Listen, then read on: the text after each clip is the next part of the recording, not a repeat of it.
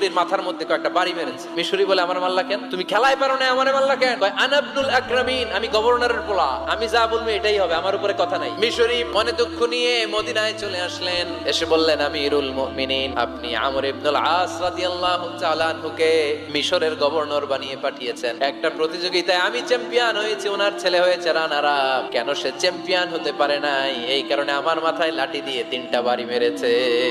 ওমর ফারুক বললেন, তাই আগামী বছরের অমুক তারিখ আমি সব গভর্নরদেরকে ডেকে হিসাব নিতে, ওই দিন তুই থাকবি। ওই দিন 7 রাজ্য থেকে 7 গভর্নর হাজির, গভর্নরদের ছেলেরাও হাজির। মিজে একটা লাঠি এনে মিশরীর হাতে দিয়ে বলল, এবার তোর মাথায় যতটা মারছে তুই ততটা গুনে গুনে মার, আমি দেখবো। সে বলতেছে, থাক, আপনি বলছেন এতেই যথেষ্ট, মারা লাগবে না, আমি মাফ করে দিলাম। ওমর ফারুক বলল, খবরদার, মার মার ওর মাথার মধ্যে। মিশরী ওমর ফারুকের ধমক শুনে ভয়ে ভয়ে 3টা বাড়ি মারলো। এই বাড়ি মারা দেখেও ওমর ফারুকের হৃদয় ঠান্ডা হয় নাই। লজ্জায় আমর ইবনুল আস বয়স হয়ে গিয়েছে,